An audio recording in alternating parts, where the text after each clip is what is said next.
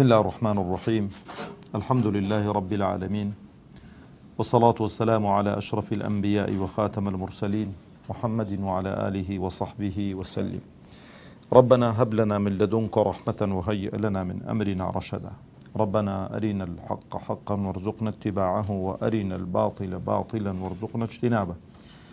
ربنا اغفر لنا ولإخواننا الذين سبقونا بالإيمان، ولا تجعل في قلوبنا غلا للذين آمنوا ربنا إنك رؤوف رحيم. آمين.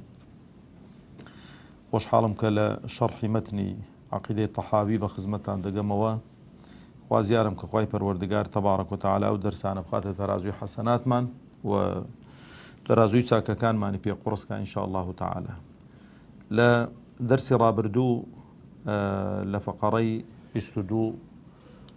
تواو ما انكر بس بيم خوش بقري موسري دفرمي وأمرهم بطاعتي ونهاهم عن معصيته.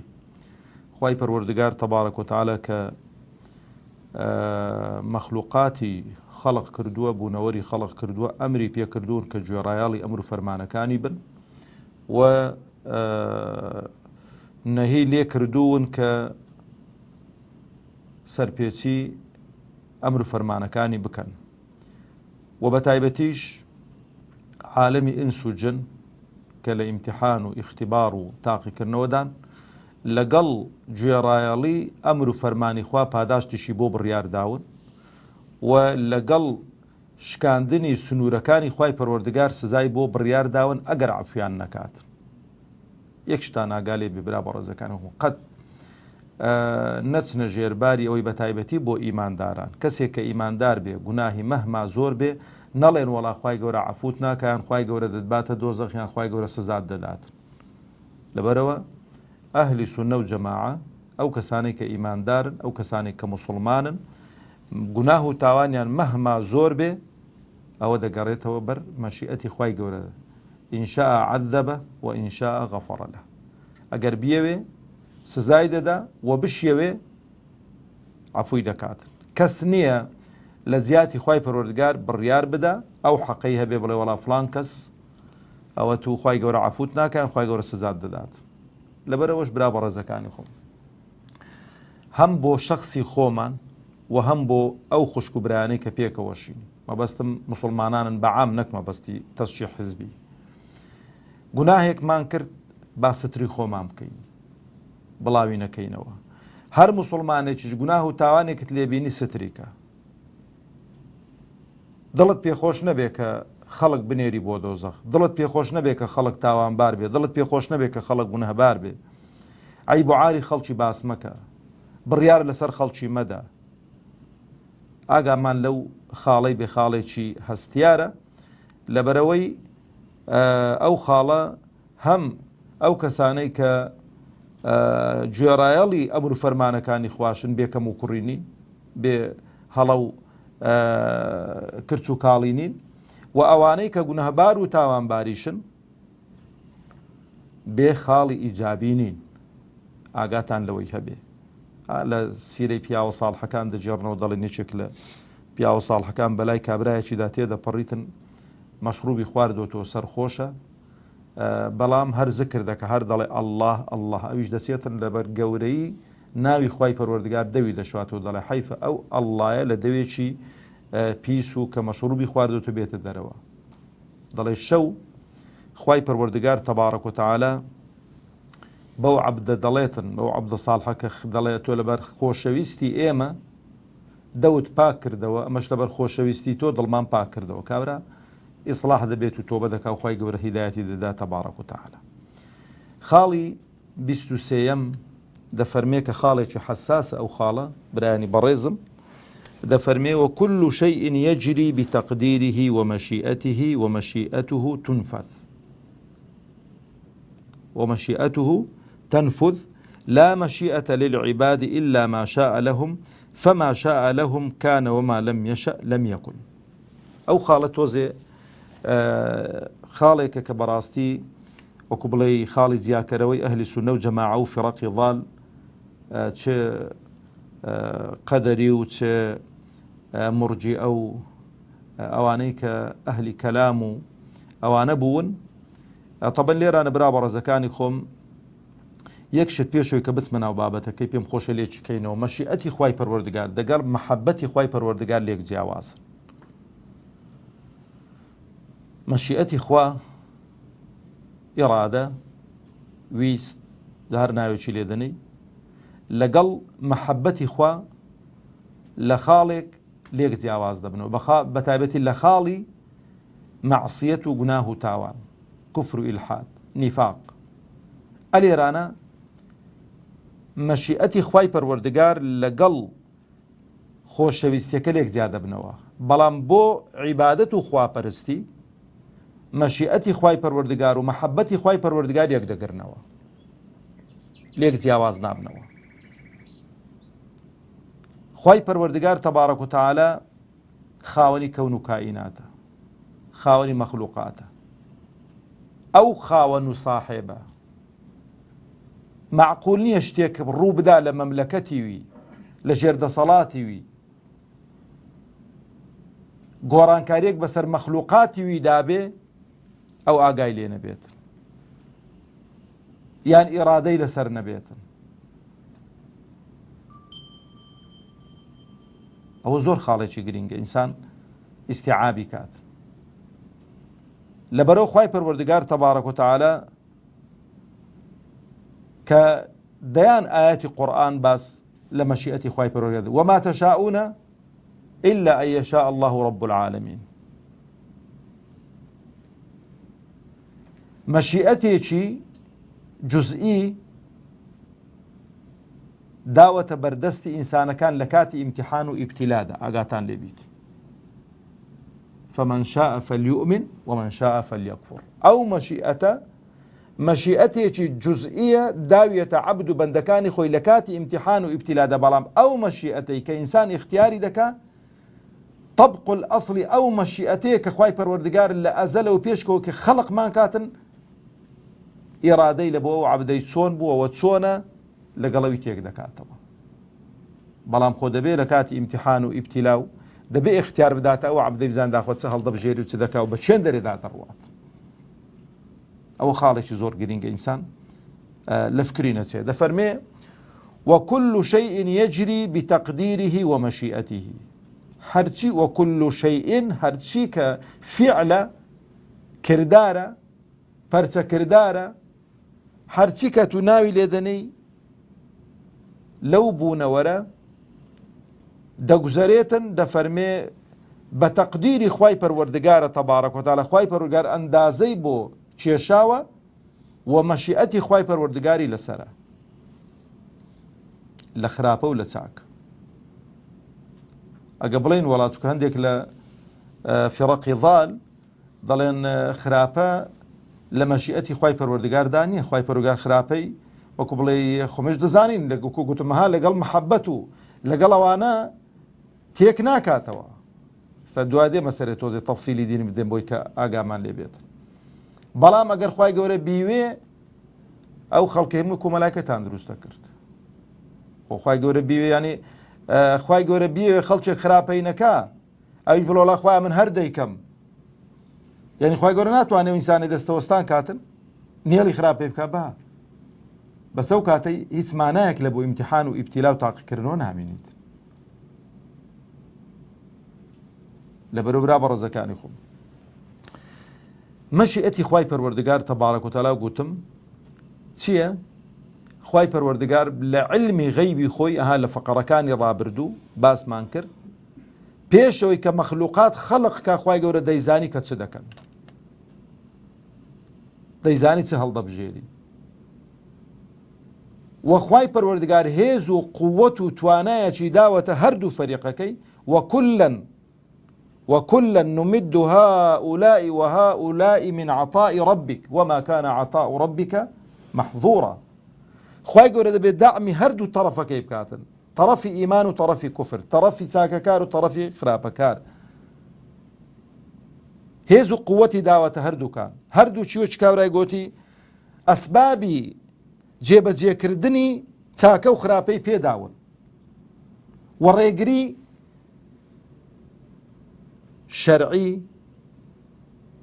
ڕێگری شەرعی لە خراپەی کردووە.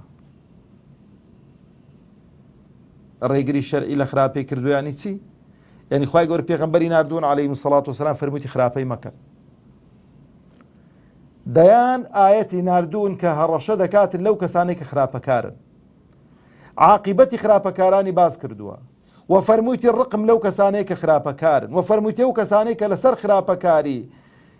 بەتایبەتی کە ئیماندار بن بمرن ئەگەر عەفویان نەکەم سزایان دەدەم و بەتایبەتیش کابرا کە لە دائیرەی ئیمان چۆ دەرێ دەڵێ بە ئەبەدی لە ناو ئاگری دۆزەخیدا دەهێڵمەوە. وەنیە؟ و دەیان فەرمودەی پێغەمبەری خوا عەلەیهی السەڵات وەسەلام لێرانە هەن. ئەوە ڕێگری شەرعیە. بەڵام لە ڕووی مەشیئەتەوە بەبێ ویستی خوای پەروەردگار خوای گەورە ویستی لەسەر نەبێ کەس ناتوانێت خراپە بکات. بەڵام ڕقیشی لەو کەسانەی کە خراپە دەکەن پێی فەرمووین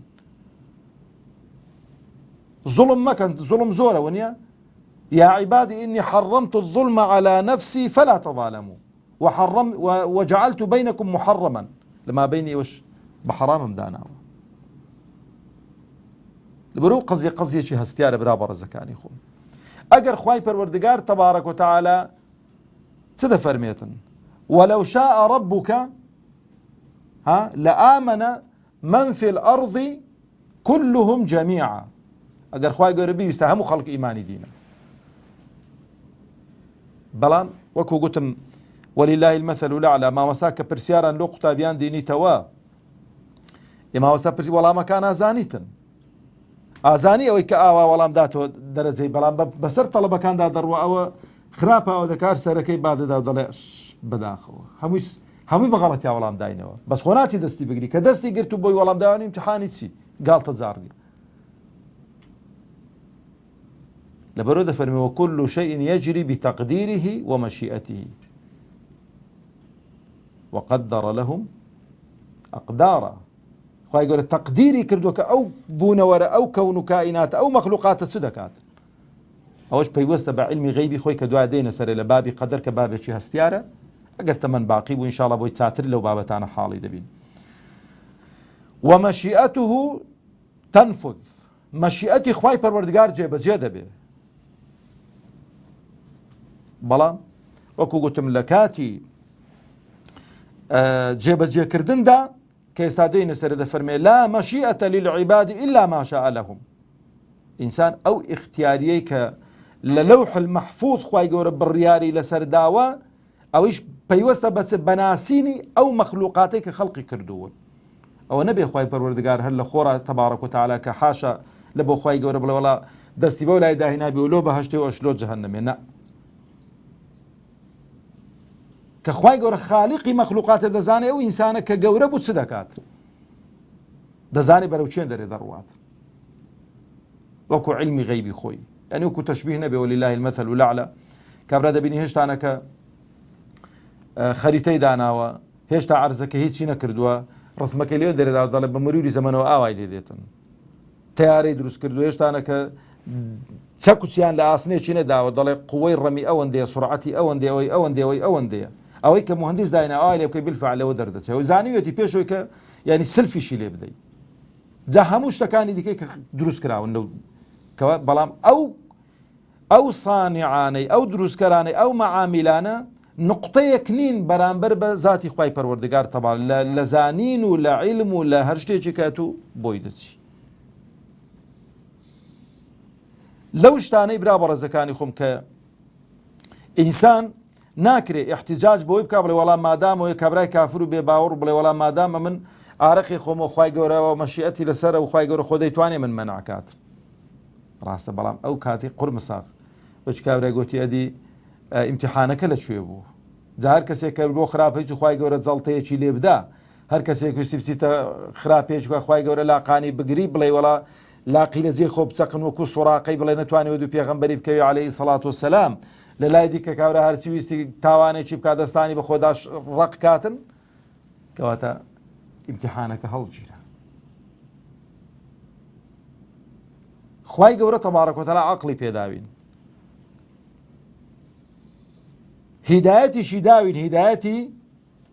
ئیرشادی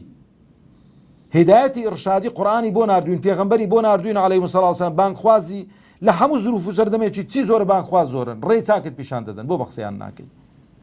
ئەو هیدایەتی ئڕشادیە بەڵام ئیوا هەیە گوێ لەوانە ناگری حەز و ئارەزوەکانی بە دوای چێ دەکەوێت بە دوای ئیبلیس دەکەویت بەڵام ئەوەندەی بزانن کە ئەوەی کە خوا دەیەوێ خوای گەورە تەبارەک و تەعالە لە لەوح المەحفوظ تۆماری کردو هەر ئەوە تۆمار دەبێت بەس ئەمن و تو نازانین لێرە ئەوە خاڵەکەیە تەماشە مەکەن ئەو کەسێک ئەو ڕۆ گونەهبارە بڵێ وەڵا ئەوە تازە ئەوە لە لەوح المەحفوظ تۆمار کە ئەو خراپەکارە لەوانەیە لە ئاخیری عمری خوای گەورە هیدایەتی دات و تۆبەی بکات لە شەڕی لە غەزوەی ئوحود دەستمان بە خالیدی کوڕی وەلید گەی باسمان لێ دەکرد پاشۆی پێغەمبەر بریندار بوو عەلەیهی سەڵات هەفتا لە سەحابە شەهید بوون ئیمامی جعفەر شەهید بوو ئیمامی حەمزە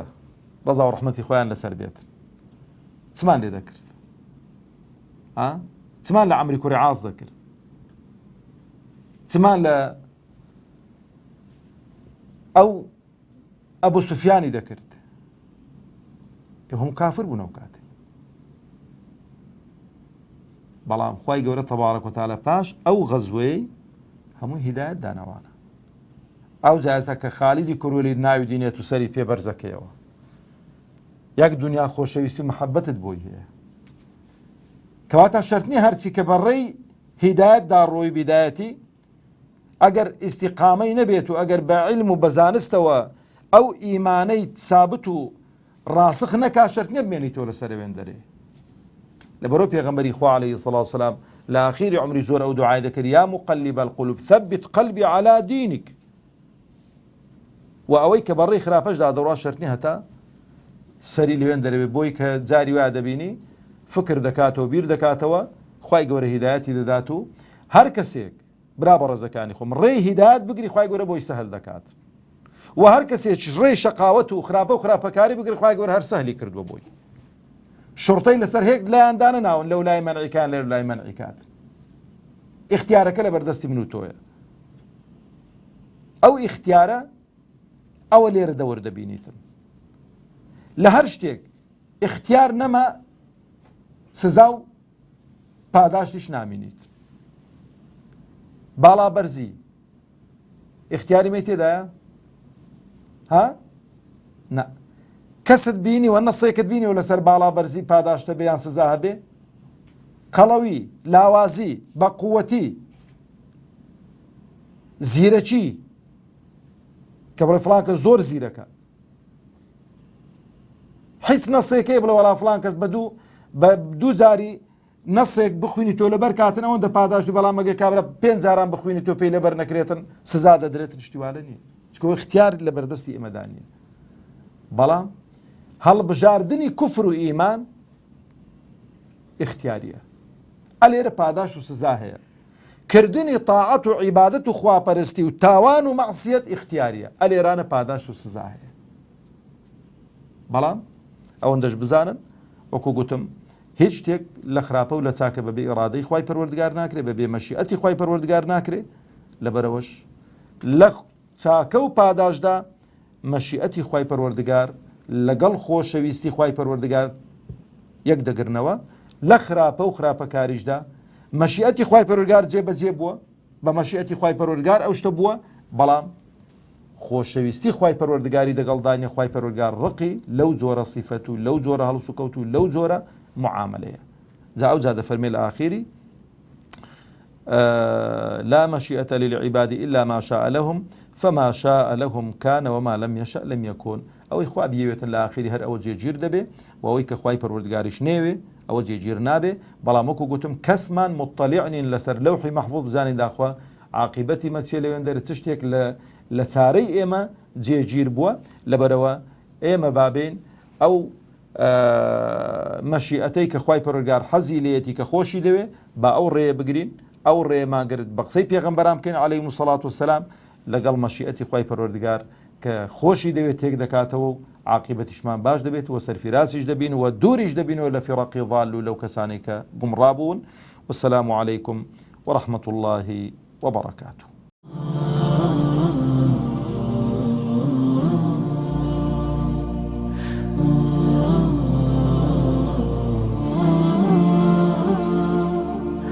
Ah